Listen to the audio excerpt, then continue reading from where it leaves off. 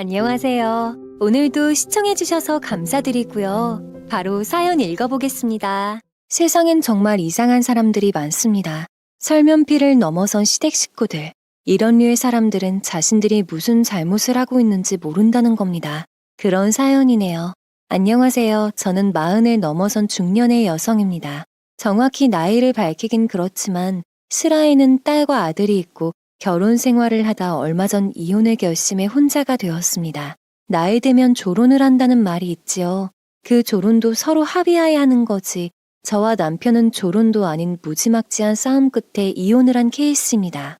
주변에서는 그 나이 먹고 뭐하러 혼자가 되냐, 그래도 없는 것보다는 있는 게 낫다라는 말들을 하는데 글쎄요.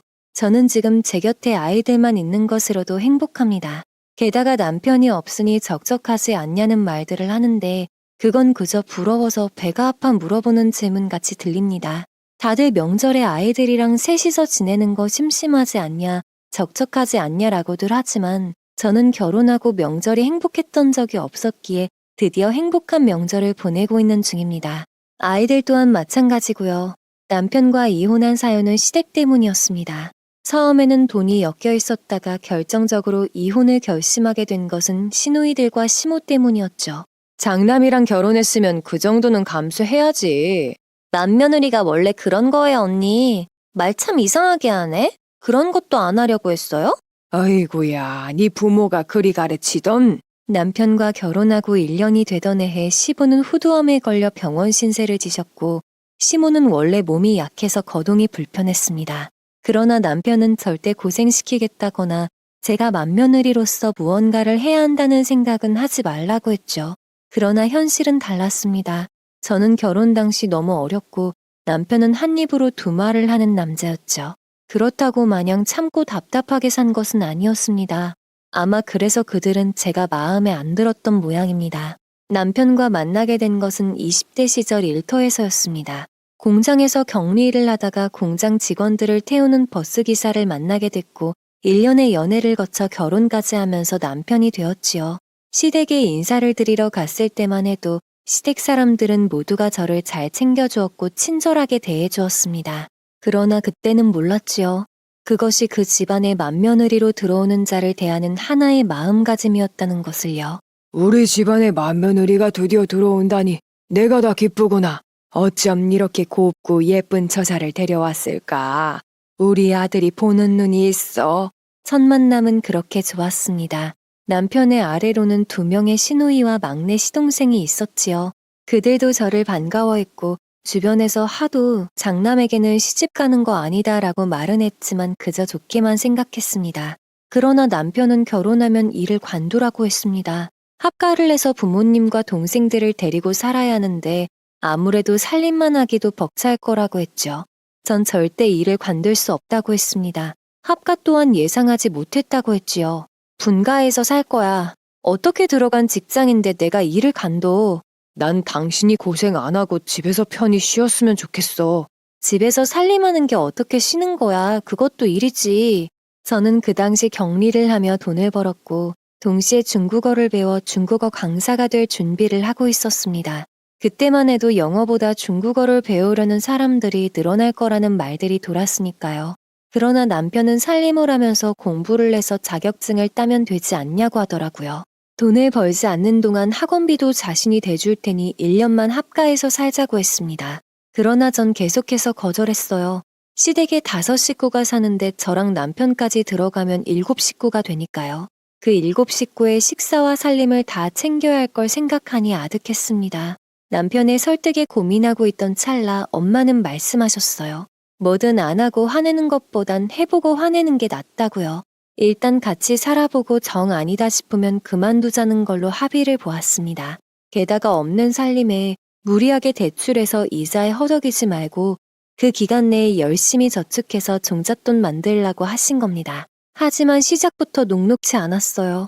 신우들이나 시동생이나 돕는 것 하나 없이 저 혼자 상을 차리게 하는 겁니다. 요리하고 설거지하고 살림하느라 손은 부르텄고 몸은 지쳐갔습니다. 살림하면서 공부하라는 남편의 말은 말 그대로 불가능했지요. 그 일상이 반복되면서 결국 화가 머리 끝까지 올라 남편을 붙잡고 말했습니다. 나 이렇게 못 살아. 내가 부엌댁이야? 내가 종이냐고. 1년만 참자고 했잖아. 내년에는 분가하자. 남편은 계속해서 저를 설득하려 했고 저는 다음날 짐을 싸들고 집을 나섰습니다. 친정으로 갔죠. 그 모습을 보며 말리려던 시모는 주저앉았고 결국 뒤늦게 연락을 받은 남편이 친정으로 달려왔습니다. 부모님은 남편에게 분가라고 했습니다. 지금이야 이혼이 별거 아닌 일이지만 그때는 20년 전이었으니 결혼해서 이혼하는 것은 여자에게 좋은 일이 아니었습니다. 주변에서는 이혼을 할 바엔 그냥 참고 살라고 하는 정도였지요. 그러나 저희 부모님은 색이 나가셨습니다. 살림을 시키지 말라는 게 아니야. 적당히 시켰어야지. 애 손이 이게 뭔가. 남편은 그래도 어떻게 이렇게 한 달만 살고 일이 나가버리냐고 했고 엄마는 말씀하셨어요. 그러나 엄마는 물러서지 않으셨죠. 그럼 남은 1년간 우리가 데리고 있을 테니 자네만 시댁에서 살아. 그리고 1년 뒤에 분가할 집에 내 딸 보내지. 그제야 남편은 얼굴이 사색이 돼서 분가하겠다고 하더라고요. 그대로 시댁으로 다시 돌아가 분가하겠다는 말씀을 드렸고 예상대로 난리가 났습니다. 맏며느리가 잘못 들어왔다느니 결혼해서 남편 돈으로 풍족하게 살면서 그 정도 일도 안 하려고 했냐며 잔소리가 오갔지요. 결국 저는 다시 시댁을 나와 친정으로 갔고 남편은 분가할 집을 알아볼 테니 그때 같이 살자고 하더군요. 그 후로 시댁에선 저희 집으로 연락을 해서 엄마와 한바탕 했습니다. 출가 외인이라는 말도 모릅니까? 이제 우리 집 맏며느리가 됐으면 그 정도는 감수해야죠. 결혼할 때 돈 다 보탰습니다. 내 딸이 꿀릴 거 하나도 없어요. 그럼 뭐 이혼이라도 시키겠다 이거예요? 시키면 시키는 거지요? 엄마가 강하게 나가자 아버지는 움찔하셨습니다. 이혼까지는 가게 하고 싶지 않으셨던 거죠. 그러나 엄마는 완강하셨습니다. 이유는 엄마도 맏며느리로 시집을 오셔서 고생이란 고생은 다 하셨기 때문이었습니다. 딸은 본인처럼 살게 하고 싶지 않으셨던 거죠. 게다가 친정은 방앗간을 해서 돈을 제법 가지고 있는 상태였고 시집을 보낼 때도 제법 두둑하게 보냈습니다. 제가 기죽지 않게 말이죠. 이미 위로 언니 오빠들을 시집 보냈고 산전수전 다 겪은 터라 저만큼은 이혼을 해도 그만이라고 생각하셨던 모양입니다. 덕분에 시모는 말이 통하지 않는다고 생각했는지 전화를 끊어버렸고 그 뒤로 저는 분가를 내서 남편과 단둘이 살게 되었습니다. 그때부터 일도 다시 하면서 제가 원하는 중국어 자격증 시험을 준비했고 간혹 명절이나 결혼식 등 집안 행사가 있을 때만 참석을 해서 일을 했지요. 시모가 허리가 좋지 않아 오래 서 있지를 못하니 주로 대외적인 일은 제가 나서야 했고 딱 거기까지만 했습니다. 물론 그때마다 남편은 시댁 식구들과 대립을 해야 했지요. 여자한테 껌뻑 죽네 아주. 아주 자기 가족 다 버리고 여자 치마폭에 숨어서는. 그러나 1년이 지나고 제가 아들, 딸 쌍둥이를 낳으면서 시댁은 바로 태도가 변했습니다. 아들도 딸도 동시에 낳은 복덩이가 들어왔다며 칭찬을 아끼지 않았죠. 게다가 조카들은 또 예쁜지 시누이들과 시동생은 허구한 날 분가한 집으로 찾아와서 애들을 보고 구경하다 가느라 정신이 없었습니다. 이런 예쁜 조카들을 낳아줘서 고맙다는 말까지 했지요. 시부와 시모까지 일주일에 한 번은 들러서 아이들을 보고 갔습니다. 그때까지만 해도 겨우 사이가 좋아지는 듯 했습니다. 그런데 갑자기 시부가 쓰러졌습니다. 시부는 암으로 투병 생활을 해야 했습니다. 술과 담배, 몸에 안 좋은 것들은 다 끊어야 한다고 했지요.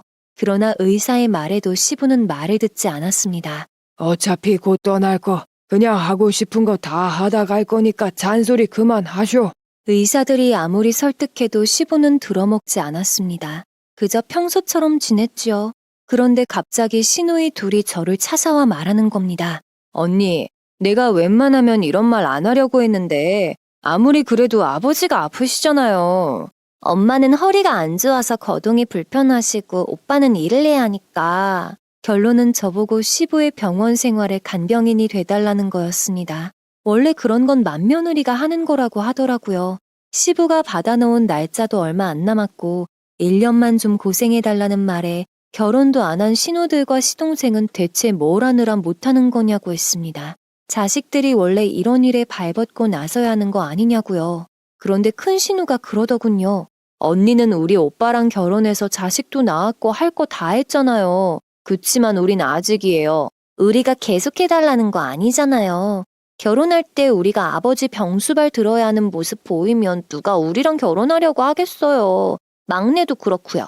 결론은 남편 빼고는 다들 결혼도 안 한 미혼들이라 데려올 사위와 며느리들에게 어필해야겠다는 거였습니다. 어차피 아픈 아버지는 장남인 오빠와 맏며느리인 제가 보살피니 힘들 필요가 없다는 것을요. 얼마간 고민을 했고 마음이 조금은 약해져 엄마에게 전화를 걸어 물어보기까지 했습니다. 예상대로 엄마는 절대 안 된다고 하더라고요. 돈 주고 간병인을 따로 구해. 그걸 왜 네가 하냐? 마누라도 자식들도 안 하는 걸 네가 왜 해? 전화를 끊고도 걱정이 되셨는지 엄마는 집으로 찾아와서 퇴근한 남편의 손을 붙들고 말했습니다. 이 사람아, 우리 애는 안 될세. 사돈일은 안 됐지만 이건 아닐세. 결국 남편과 저는 시댁에 가서 간병인을 구할 거니 각자 돈을 모아서 해결하자고 했습니다. 그러자 시모는 왜 제가 안 하고 간병인을 구하냐고 하는 겁니다. 맏며느리가 있는데 왜 그걸 돈 주고 간병인을 쓰냐? 난 그 돈 못 준다. 시모의 말에 남편은 한숨을 쉬었습니다. 그래서 전 말했지요. 어머니, 어차피 제가 일을 관두고 간병을 하게 되면 저희 부부 수익은 줄어들어요. 그럼 그 간병 비용을 저한테 주시겠어요? 그제야 시댁 식구들 모두 어안이 벙벙한 표정으로 저를 바라보더군요. 돈 한 푼 주지 않고 저를 그저 부려먹으려 했던 겁니다. 남편의 부모는 네 부모야. 아내의 부모도 남편의 부모고 서로 힘들 때 가족들끼리 돕는 거지. 그걸 돈을 받고 일을 할 생각을 하면 어떡하냐? 길 가는 사람 다 붙잡고 물어보라는 시모의 말에 신우들도 고개를 끄덕였습니다. 시동생까지 그렇게 말하더라고요. 전 정말 진절머리가 나서 남편에게 시댁 일은 시댁에서 알아서 처리하라고 하고 나와버렸습니다. 그날 일로 남편과 저는 한바탕 크게 싸웠습니다. 아이도 키우며 일하는 것도 힘든 와중에 시부 간병을 하는데 돈 한 푼 주지 않는다뇨. 애초에 할 생각도 없었지만 저를 정말 부리려는 것처럼 말하는 모습에 제대로 실망했다고 했습니다. 그러나 남편은 언제까지 하고 싶은 대로만 살려고 하냐며 오히려 큰 소리를 치더라고요. 결국 짐을 싸들고 아이들과 함께 친정으로 넘어갔고 일주일이 지나서야 남편은 친정으로 찾아와 손을 잡고 미안하다고 사과했습니다. 제가 워낙 완강하고 엄마도 고개를 저어서 남편은 시댁에 큰 소리를 쳤고 신우와 시동생이 돈을 보태 간병인을 구하기로 했다더라고요. 그 후로 간병인이 혹시 제대로 일을 하지 않나 저와 남편은 자주 병원에 들렀고 시모와 신우, 시동생은 한 달에 한 번도 겨우 들릴까 말까였습니다. 부모 생각하는 마음은 제일 갸륵한 것처럼 행동했으나 정작 병실 냉장고에 음식을 채워두는 것은 저였지요. 그 뒤로 1년이 지나고 시부는 세상을 떠났습니다. 장례식을 치르고 겨우 한숨을 돌리나 싶었는데 시누이들이 찾아와 그러더라고요. 아버지 돌아가시고 엄마 혼자 사시는 거 적적하시잖아요. 나이 먹으면 어르신들 손주 보는 재미에 사시지 뭔 재미로 사시겠어요. 네 언니? 우리가 자주 올게요. 분간 월세집이 안 그래도 좁은데 시모를 모시고 같이 살라는 겁니다. 엄마가 애들 보는 거 도와주실 거예요. 언니 일하는 동안. 솔직히 장남이 모시지 누가 모셔요? 안 그래요? 신우들이 계속해서 말했고 남편은 그저 옆에서 가만히 듣고만 있었습니다. 아무래도 어머니를 모시고 살고 싶은데 제가 화를 낼까봐 말을 꺼내지 못해 시누이들을 부른 듯 했지요. 그래서 바로 거절했습니다. 집도 좁은데 어머님 모실 방 부족하다고요. 이미 살고 계신 집도 계신데 뭐하러 이 좁은 곳에 들어오시냐고 했습니다. 거기서 지내는 게 훨씬 편하실 거라 했지요. 그러나 신우들은 시모가 거동이 불편해서 혼자 지내다가는 사고라도 날까봐 걱정된다고 했습니다. 독거노인 사고 뉴스도 안 봐요, 언니? 어찌나 둘이서 설득을 해대던지 싫은 티는 냈지만 계속해서 생각을 해보라고 하며 돌아갔습니다. 시누이들이 가고 난 뒤로는 남편이 저를 설득하기 시작했지요. 이제 와서 함께 사는 거 불편하다고 했습니다. 남편은 불편할 게 뭐가 있냐며 시누이들이 했던 말을 그대로 응용해 저를 설득했고 전 일하느라 어머님이 집에 계셔도 챙겨드릴 여력이 없다고 했습니다. 그러자 남편이 정말 너무한다고 하더라고요. 솔직히 나 장남이라서 당신 데려올 때 고생시킬 거 알았고 미안한 생각 들었어. 근데 당신도 나한테 오면서 이런 거 각오한 줄 알았어. 남편은 이런 집안에 시시보면서 맏며느리로서 이런 일들이 생길 걸 예상 못했냐고 오히려 저보고 생각 없고 너무 멋대로 굴려 한다고 하더라고요. 한 번이라도 저에게 고맙다거나 시부모님 챙길 때 고생했다는 말 한마디 없던 사람이었습니다. 행사나 명절 때 지치면 고작 하는 소리라고는 원래 맏며느리가 이런 거라고만 했지요. 마치 그게 당연한 것처럼요. 워낙 표현을 안 하는 사람이라 그러려니 넘어간다고 쳐도 이렇게 점점 요구가 늘어나는 건 아니라고 생각했습니다. 대신 근처로 거처를 옮겨서 찾아가 살펴보는 건 어떠냐고 했지요. 그렇게 우리 엄마 모시기가 싫어?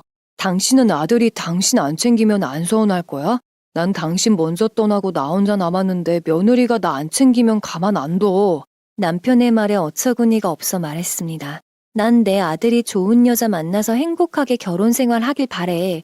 나를 챙겨야 할 건 내 아들이 아니라 당신이고 당신을 챙겨야 할 건 내 며느리가 아니라 나야. 부부가 괜히 부부냐고 했습니다. 꼭 자식들과 함께 살아야 한다는 법은 없고 근처에 가까이 살면서 보면 되는 거라고 했지요. 남편은 저를 이해할 수 없다며 자기 좋은 대로만 생각한다고 이를 갈더라고요. 이런 여자인 줄 몰랐다면서요. 그날 이후 남편과 한동안 냉전을 겪었고 신호들이 연락을 해도 그저 거절하거나 받지 않았습니다. 제가 거부하니 남편도 차마 더 말을 못하더라고요. 그러다가 결국 제 의견대로 근처 10분 거리에 있는 집으로 시모를 모시게 됐습니다. 기존에 있던 집을 정리한 돈으로 말이지요. 그 후로 반찬이든 뭐든 시모가 마음에 안 들어 해도 군소리 않고 해다 찾아가서 냉장고에 채워 넣었습니다. 그럼 시모는 이딴 거 안 먹는다고 던지시거나 입에도 안 맞고 기본도 안 되어 있다고 했죠. 그 후로는 찾아가지 않았습니다. 그저 남편만 애들을 데리고 갔고 애들은 딱히 그 집에 오래 머물고 싶어 하지 않았습니다. 할머니가 엄마를 대하는 모습을 한 번 본 뒤로는 좋은 사람이 아니라는 인식이 박혀버렸기 때문이었죠. 그래도 애써 애들을 달래서 남편과 보내곤 했습니다. 남편은 따로 저를 데려가려고 하지는 않았지요. 또 고성이 오갈 것을 생각하면 착잡했을 테니까요. 그때까지만 해도 괜찮았습니다. 안 보면 그만이고 왕래하지 않으면 그만이니까요. 남편과 사이가 예전만큼 좋은 것은 아니었지만 그래도 애들 아빠고 애들이 아직 커가는 상황에서 이혼을 하겠다고 할 수도 없는 노릇이었죠. 그런데 예상치 못한 문제가 생겼습니다. 큰 신우가 결혼을 하겠다고 청첩장을 내밀더라고요. 언니, 내가 드디어 결혼을 하게 됐어요. 결혼할 남자는 고등학교 동창이라고 했습니다. 동창회에서 간만에 만났고 급격히 가까워지면서 결혼을 약속하게 됐다고 하더군요. 심해부 될 사람이 하는 일은 제약개발 사업이었습니다. 한약이나 비타민 같은 영양제들을 제작해서 파는 일이었죠. 회사는 아직 작았지만 괜찮은 곳이라고 했습니다. 그때까지만 해도 그저 좋은 사람을 만났나 보다 했습니다. 그런데 결혼 후 심해부를 데리고 자주 찾아와 회사와 사업에 대해서 이야기하기 시작하더군요. 이번에 출시하는 상품이에요. 남편이 개발한 건데 이게 눈에도 좋고 간에도 좋고. 상품은 정말 괜찮은데 아직 회사가 입소문이 나지 않았다 보니. 결론은 투자를 해달라는 것이었습니다. 한약재로 만든 것이며 없어서 못 먹을 정도로 비싼 고가의 제품이지만 아직 모르는 사람들이 많아서 투자금이 필요하다는 이야기였지요. 좋은 것 같기는 하지만 투자할 여력이 없다고 거절했습니다. 그러자 남편을 설득하기 시작하는 겁니다. 오빠, 이거 진짜 남 믿고 해봐, 응? 남편도 내키지는 않았는지 제 허락 없이는 돈을 투자하지 못한다고 했습니다. 그러자 큰 신우는 갑자기 각서를 써주겠다고 했습니다. 내 말 들어봐요. 투자해서 돈 얻을 수도 있고 자칫 잃을 수도 있어. 근데 이건 잃을 수가 없는 조건이야. 만일 잃는다, 그 돈 내가 도로 돌려줄게. 큰 신우는 투자만 해준다면 그 투자 원금의 배로 얹어서 돌려주겠다고 했습니다. 투자해서 잃으면 그 돈 그대로 그냥 자신이 돌려주겠다고 각서까지 써준다고 했지요.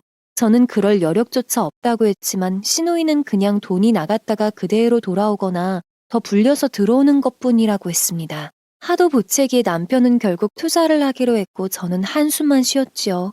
큰 신우는 잘 생각했다고 했고 그 후로 저는 남편에게 따졌습니다. 당신 정말 제정신이야? 아무리 동생이 그렇게 말을 해도 그 큰 돈을 투자해? 고작 2천이야. 우리가 2천이 당장 필요한 건 아니잖아. 고작 2천? 2천이 고작이라고 말할 정도로 적은 돈이야? 당장에 필요한 돈이 아니어도 그걸 모으느라 얼마나 힘들었어. 남편은 이 이야기는 더 이상 하지 말라고 했습니다. 생활비 조금 더 아끼면 되는 일이라고요. 곧 배로 벌어준다니까 그것만 기다리라고 하기에 저는 타들어가는 속을 애써 달래야 했죠. 그런데 정말 놀랍게도 수익금이 배로 들어오기 시작했습니다. 2천을 넣었더니 4천이 돌아온 겁니다. 큰 신우는 겉보라며 자신이 말했지 않냐고 너스레를 떨었습니다. 내 말만 믿으라고 했잖아요, 언니. 안 그래, 오빠? 더 넣으면 더 버는 거라고. 아니, 이제 벌 일만 남았어요. 그럼 이거 그대로 또 투자하면 어떻게 되는 거냐? 남편은 신이 나서 계속해서 더 투자하겠다고 말했습니다. 그러나 큰 신우는 아직 투자 시기가 아니라고 했어요. 곧 새로운 상품이 또 출시가 되면 그때 투자를 하면 된다고 했죠. 지금 생각하면 그것이 투자자들을 설레게 했고 감진하게 했던 수법이 아니었나 싶습니다. 계속해서 새로운 상품에 대한 정보를 들고 찾아오는 큰 신우의 남편은 신났고 큰 신우는 집에 올 때마다 다 자기 덕이라며 너스레를 떨었습니다. 때문에 큰 신우가 온다고 하면 남편은 비싼 과일과 고기를 사다가 요리를 해놓으라고 했고 좋게 대접해야 한다고 했어요. 그러다 어느 날은 큰 신우가 과일을 먹으며 말했습니다. 그때 쓴 각서 아직도 가지고 있냐고요. 남편이 웃으면서 가지고 있긴 가지고 있는데 찢어도 상관없다고 하더군요. 그제야 큰 신우는 찢어버리자고 했고 술잔을 걸치며 심해보까지 보는 앞에서 그 각서를 찢어버렸습니다. 가족끼리 돈 거래는 하는 게 아니라지만 그래도 우린 가족인걸? 서로 부유하게 같이 살면 좋잖아. 안 그래? 그럼. 시댁에서 오로지 남편만 2천을 투자했고 4천을 벌어들이자 시댁 식구들은 큰 신우를 믿고 덩달아 투자를 하기로 했습니다. 그렇게 한 달이 지나서 또 한 번 새로운 상품이 출시가 되고 남편은 5천만 원을 투자하기로 했습니다. 물론 저는 금액을 듣자마자 놀라서 말렸습니다. 5천만 원? 너무 큰 돈 아니야? 당신 설마 5천을 넣어야 1억이 돌아올 거 아니야. 돈 버는 게 쉽지 않은 세상에 1억 벌게 생긴 거라고. 하지마, 절대 하지마. 나 분명 말했어. 이건 아무래도 아닌 것 같아. 자잘하게 또 2천에서 2천만 더 벌어들이자고? 뭐하러 그래? 되는 판에는 크게 걸어서 크게 먹어야지. 아직도 그때 더 강하게 했어야 하는 게 아닐까 후회가 들기도 합니다. 제가 가끔씩 물어보면 안 했다고 라며 신경질을 부린 남편이었어요. 나중에 밝혀진 바로는 시댁 식구들 모두가 2억, 3억, 집까지 정리해서 돈을 투자했다고 합니다. 큰 시누이와 결혼한 시매부의 회사였고 실질적으로 눈에 보이는 회사에다가 투자금까지 돌아왔으니 그들 눈에는 보이는 게 없었을 것입니다. 그러나 시댁 식구들은 아무도 몰랐습니다. 저와 남편도 몰랐지요. 큰 신우가 시매부와 결혼을 급하게 한 만큼 준비도 없이 그저 식만 올렸었다는 사실을요. 그런데 어느 시점부터 큰 신우는 소식이 없었고 시매부에게 연락을 해도 받지 않았지요. 남편은 점점 얼굴이 사색이 되기 시작했습니다. 뒤늦게 사기라는 사실을 알게 됐습니다. 큰 신우가 울면서 전화로 말하더라고요. 언니, 어떡해요. 그 사람이, 그 인간이. 심해부는 큰 신우의 동창회에 나온 사기꾼이었습니다.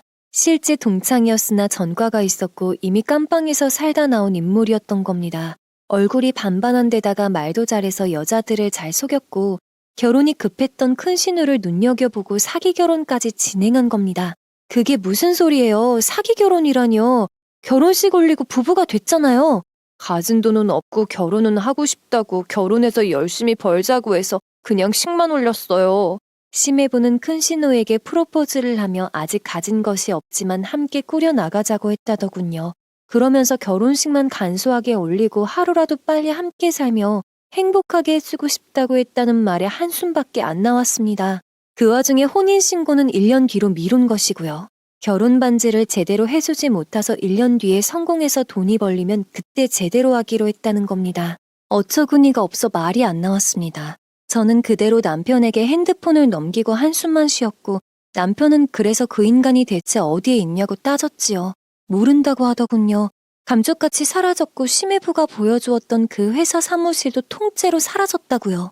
작은 회사란 생각은 했지만 그래도 직원들이 10명 정도는 있었는데 그들이 하루아침에 사라져버렸으니 큰 신우는 돈을 잃은 것보다 사기 결혼을 당했다는 사실에 더 슬퍼하는 것 같았습니다.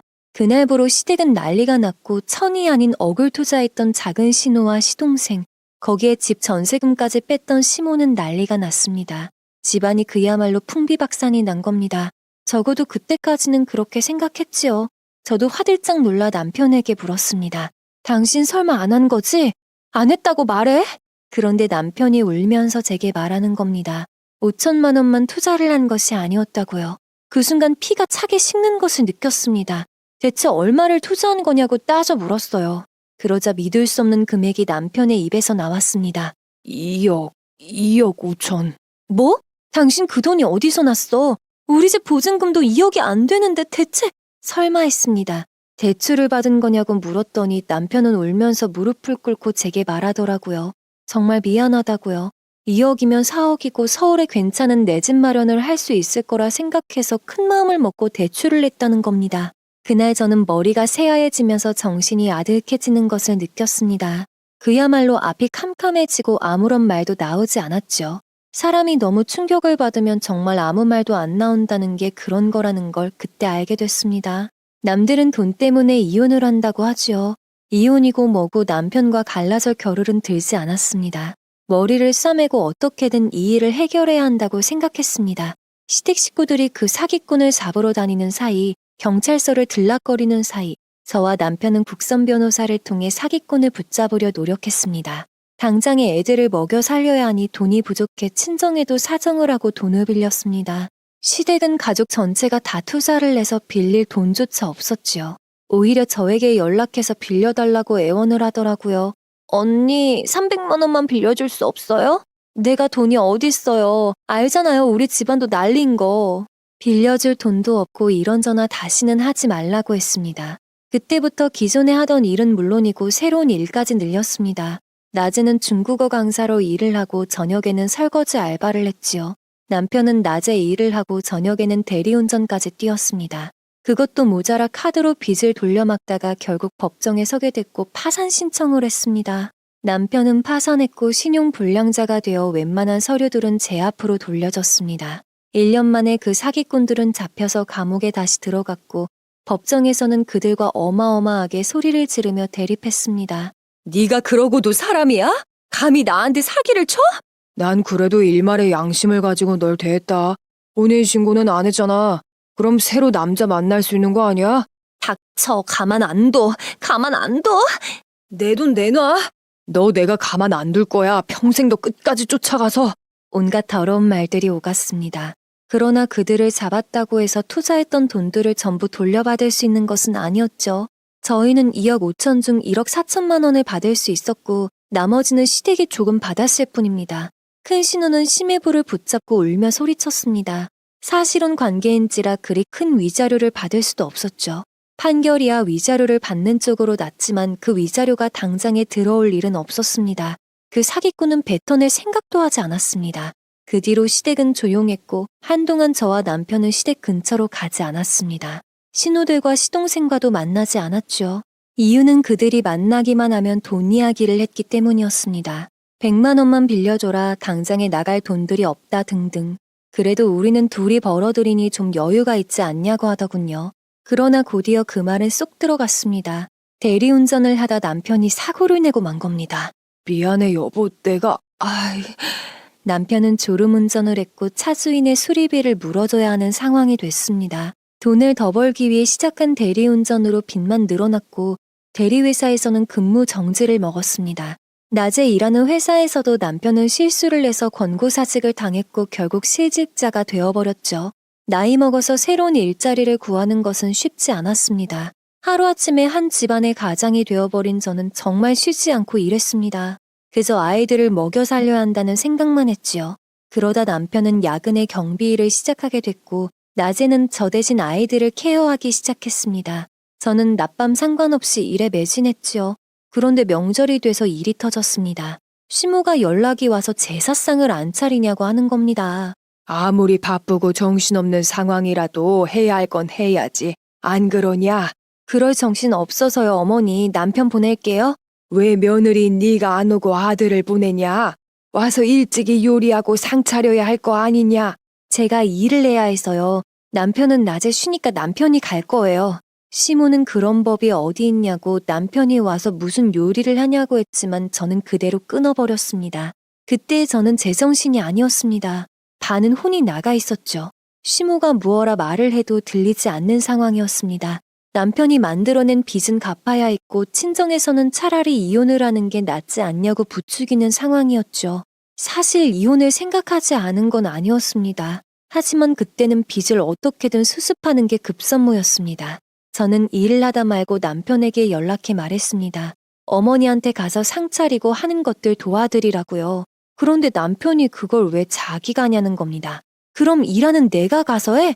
그런 말이 아니라 차라리 동생들한테 연락해서 가게 하라는 거지. 내가 가서 뭔 요리를 해. 도움도 안 될 텐데. 그럼 당신이 동생들한테 연락해서 말해. 가서 도와드리라고. 그렇게 전화를 끊고 다시 일을 했습니다. 그런데 얼마 지나지 않아 큰 신우에게서 연락이 오더군요. 전화를 받았는데 다짜고짜 고래고래 소리를 질렀습니다. 이건 아니죠, 언니. 돈 버는 게 아무리 중요해도 며느리 노릇은 해야 할 거 아니에요. 맏며느리가 괜히 맏며느리예요? 그거 하루 안 번다고 무슨 큰일 나요? 사람이 없이는 살아도 도리는 지키라고 했어요. 우리 집안을 무시하냐는 말부터 온갖 말도 안 되는 이야기들을 하는데 대꾸할 여력도 없었습니다. 그저 짜증만 났지요. 그래서 딱 한마디만 했습니다. 도리를 지키기엔 제가 너무 힘드네요. 그대로 전화를 끊어버렸습니다. 다시 핸드폰이 울렸으나 받지 않았죠. 그 후로 강의만 몇 시간을 뛰었고 저녁이 돼서야 남편에게서 문자가 왔습니다. 일 끝나고 시댁으로 오라고요. 아이들은 이미 데리고 온 상태라면서요. 차도 없으니 택시를 탈까 했지만 택시 탈 돈도 아깝더라고요. 버스를 타고 돌아가는 정류장을 거쳐 겨우 시댁에 도착했습니다. 그런데 현관문을 열고 들어가자마자 무언가 머리 위로 우수수 쏟아졌어요. 순간 하얀 무언가 떨어지자 이게 대체 뭔가 싶었죠. 소금이었습니다. 제 머리에 누군가 소금을 뿌린 거였어요. 너무나 충격이 커서 어안이 벙벙한 표정으로 고개를 드니 큰 신우가 제 머리 위로 소금을 뿌린 채 노려보고 있더라고요. 그러면서 하는 말이 더 가관이었습니다. 어딜 들어와요? 맏며느리 노릇도 못하는 여자가? 너무 화가 나서 피가 차게 식는 것을 느꼈습니다. 그런데 거실에 앉아있던 아이들이 울먹이며 저를 바라보더라고요. 감히 애들 앞에서 나를 이 지경으로 모욕을 주나 싶었지요. 그때 남편이 달려와 제 머리를 털어주면서 큰 신우에게 소리쳤습니다. 이게 뭐 하는 짓이야? 너 제정신이야? 아무리 그래도 어떻게 언니한테 소금을 뿌려? 누가 언니야? 난 이런 새언니 둔 적 없는데. 오빠야말로 정신 차려. 이런 여자랑 결혼해서 지금 우리 집안 꼴이 이게 뭐야? 큰 신우와 작은 신우의 외침에 구석에서 아이들과 장난을 치던 시동생은 굳어서 아무런 말도 못했습니다. 형인 남편의 편을 들어야 할지 누나들의 편을 들어야 할지 감이 서지 않은 것이었죠. 전 그대로 신발장에 있던 다른 사람들의 신발을 들어 시누이들에게 집어 던졌습니다. 그리곤 소리쳤죠. 오늘부터 나 이 집 며느리 안 할라니까 부르지도 연락하지도 마. 길에서 아는 척도 하지 마. 알겠어? 제가 신발을 던지자 남편이 다시 말렸고 저는 아이들에게 당장 나오라고 했습니다. 시모가 애들은 두고 가라고 했지만 아이들은 제게 쪼르르 달려와 우리 엄마한테 소리치지 말라고 했지요. 할머니도 고모들도 다 필요 없다며 같이 신발을 들어 시모에게 던졌고 그제야 시모는 얼굴이 터질 듯이 붉어져서 제게 소리치더군요. 나가, 썩 나가 이거 사. 아이들을 데리고 시댁을 나왔고 남편이 나오려 하자 시모와 신우들이 남편을 붙잡았습니다. 그러면서 애들은 어차피 나중에 데려오면 된다고 들으라는 듯이 소리쳤지요. 전 그대로 택시를 잡아 타고 친정으로 갔습니다. 우는 아이들을 달래주며 외할머니에게 가자고 했지요. 30분 만에 친정에 도착했고 아이들을 맡기며 말했습니다. 이혼할 거라고요. 그제야 엄마는 눈이 번쩍 뜨이셨고 아버지는 놀란 표정으로 걱정하시더라고요. 그러나 엄마는 바로 제 머리에 보이는 하얀 소금들을 발견하시고 이게 다 뭐냐고 물었습니다. 이거 설마 소금이냐? 이걸 누가 너한테 뿌렸어? 누가? 소금? 대체 누가 너한테 소금을 뿌려? 소금을 맞았다는 사실에 아버지도 놀라서 소리치셨습니다. 그러자 제가 말하기도 전에 아이들이 다시 울면서 말하더군요. 큰 고모랑 작은 고모가 엄마가 들어오자마자 소금을 뿌리고 소리쳤다고요. 할머니도 소리치고 다들 엄마를 괴롭혀서 엄마도 신발을 들어 던졌는데 아빠가 말려서 그냥 그대로 쫓겨나듯이 나왔다고 말이죠. 아이들은 아빠도 나쁘다면서 엄마를 도와주지 않았다고 보고 싶지 않다고 소리를 빽빽 질러댔습니다. 그딴 아빠는 필요 없다면서 말이지요. 그 순간에 엄마의 눈빛은 완전히 달라지셨습니다. 당신 애들 데리고 있어요. 난 사돈댁에 잠깐 다녀와야겠으니까. 거길 왜 가요? 안 가도 돼요. 저 괜찮아요. 저는 다시는 그 집을 상종하고 싶지 않다고 했습니다. 이혼하면 빚도 갚지 않아도 되고 그저 아이들만 키우면 된다고 했지요. 그러나 엄마는 참지 않으셨습니다. 그대로 부엌으로 가셔서 반찬통들을 하나하나 싸기 시작했고 된장이랑 고추장들도 싸기 시작했습니다. 대체 뭐라는 거냐고 물으니 엄마는 걱정 말라며 그대로 반찬통들을 들고 주차장으로 내려가셨지요. 설마 그걸 가져가서 그 사람들에게 던지려고 하냐고 물으니 엄마는 따라오지 말라고 하시더라고요. 엄마 그러지 마요. 갔다가 괜히 험한 꼴만 봐요. 네? 어차피 이혼한다며. 갔다 와라. 네 엄마 반찬 맛 좀 보여주고 와. 아버지는 이혼을 말리시던 분이었지만 더 이상은 참기 힘들다고 생각하셨는지 다녀오라고 하셨습니다. 그 말을 듣는데 뒤늦게서야 저는 알아차렸습니다. 참는 게 능사가 아니라는 것을요. 게다가 부모님이 이렇게 나올 정도면 정말 내가 그동안 고생을 했구나 싶더라고요. 그대로 엄마의 차 조수석에 올라탔고 차는 시댁으로 달렸습니다. 시댁에 도착하니 남편의 차가 주차되어 있는 게 보이더라고요. 그 순간에 다시 한번 화가 치밀어 올랐습니다. 아내는 극고를 당하고 자식들을 데리고 도망치듯 나와서 택시를 탔는데 본인은 찾아보거나 전화를 내서 어디냐고 확인할 생각도 않고 시댁에 있다니 그제야 새삼 실감이 났지요. 그는 내 남편이자 내 가족이 아니라 시댁의 아들이고 시댁의 가족이라는 사실을요. 차에서 내려서 엄마의 차 트렁크에 실었던 반찬통들과 된장 고추장들을 들고 시댁 현관문으로 걸어 들어갔습니다. 초인종을 누르니 안에서 이 시간에 대체 누구냐고 속닥이는 소리가 들리더군요. 그때 엄마가 초인종에 대고 매우 인자한 목소리로 말했습니다. 사돈, 접니다. 안에서 놀란 목소리들이 들려왔습니다. 대체 이 시간에 사돈이 왜 온 거냐며 속닥거렸죠. 우리 애가 소금을 맞고 왔더라고요. 그만큼 큰일이 있었던 것이겠지요. 그래서 급히 왔습니다. 엄마의 인자한 목소리에 곧이어 시댁 현관문이 열렸습니다. 그 순간 엄마는 반찬통을 집어들었고 저도 품에 들고 있던 된장을 들었습니다. 따님한테 이야기 들으셨나 보네요. 이렇게 급하게 그래 들었다. 감히 내 딸한테 소금을 뿌려? 이 천벌받을 것들아. 아이고. 엄마는 바로 반찬통에 있던 파김치를 들어 시모의 얼굴에 던졌습니다. 던지는 것으로 그치지 않고 문질렀지요. 시모의 얼굴은 엉망이 됐고 시모의 눈에 고춧가루가 들어갔는지 눈이 아프다며 소리를 질러댔습니다. 엄마! 아줌마 돌았어요? 이게 뭐 하는 짓이에요? 뭐 하는 짓이긴 소금에 대한 답이지 이것들아. 전 그대로 엄마를 따라 들어가 된장을 시누이들의 얼굴에 발라버렸습니다.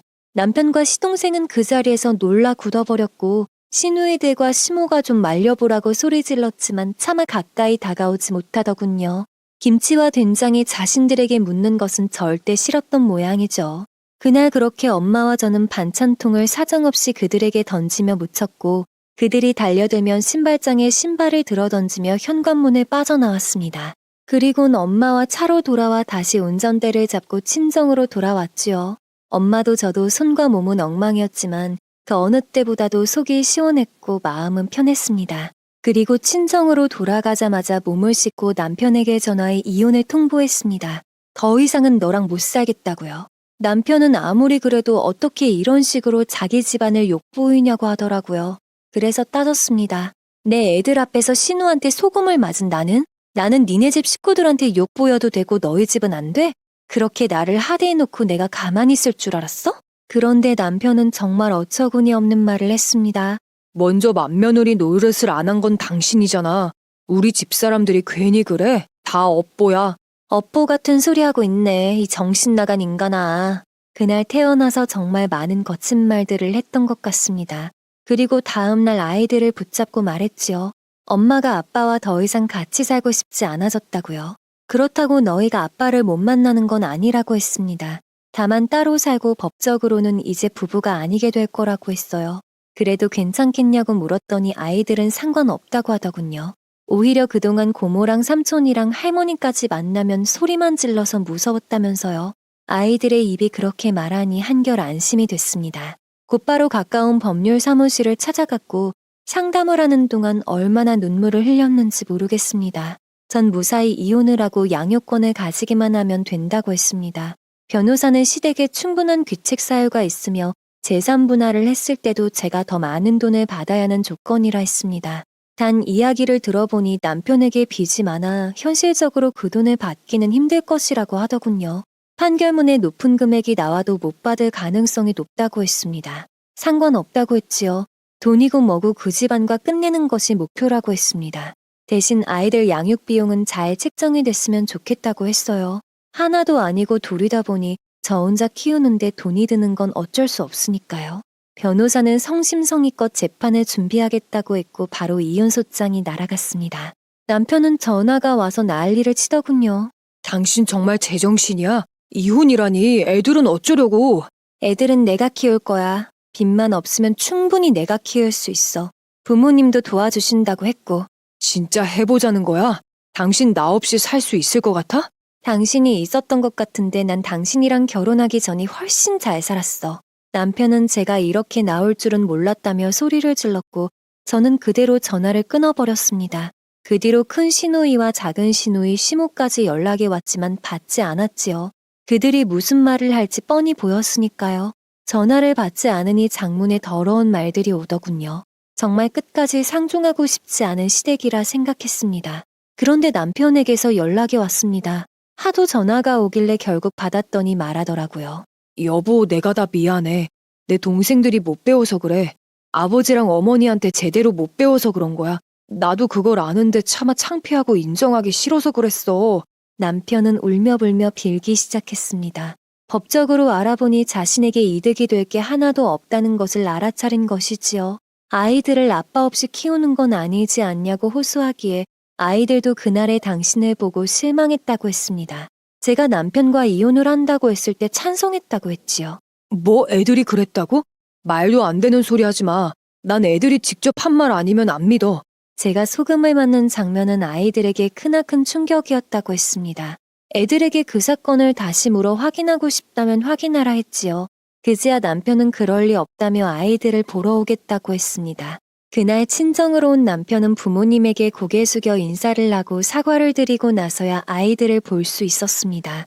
그러나 아이들은 제 예상대로 아빠와 살고 싶지 않다고 했지요. 정확히는 다시는 할머니 댁과 고모들, 삼촌을 보고 싶지 않다고 했습니다. 그렇게 저는 얼마 뒤 법원에서 남편과 남남이 되었습니다. 양육비는 제대로 정산이 되었고 두 아이 모두 제가 키우게 됐지요. 물론 판결을 믿지 못해 아이들을 직접 키울 수 없다는 말에 시댁은 난리가 났습니다. 법정에선 한바탕 소란이 벌어졌고 시모는 외쳤지요. 내 손주들을 왜 내가 못 봅니까? 왜 내가 못 키우냔 말입니다. 낳았다고 다 엄마입니까? 물론 법정에서 시모의 말은 먹히지 않았습니다. 그저 훈계만 들어야 했지요. 그 뒤로 아이들은 제 손으로 직접 키웠고 빚을 갚을 일 없이 여유롭게 살았습니다. 남들이 보기엔 빠듯해 보일지 몰라도 하루하루 빚 때문에 허덕이던 과거보다는 훨씬 여유로운 삶이었지요. 그리고 얼마 전 저는 신축 아파트에 청약이 당첨되어 처음으로 내 집을 마련하고 그곳에서 여유롭게 아이들을 키우고 있답니다. 그래서 더할 나위 없이 행복하게 보내고 있습니다. 세상사 이상한 사람들이 너무 많네요. 여러분들은 이런 부류의 인간들을 멀리 피하시길 바랍니다. 지금까지 긴 사연 들어주셔서 감사합니다. 여러분의 가정에는 평안만이 깃들길 바라면서 이만 마치겠습니다. 더 많은 이야기, 기막힌 사연을 듣길 원하신다면 구독과 좋아요, 알림 설정 부탁드립니다.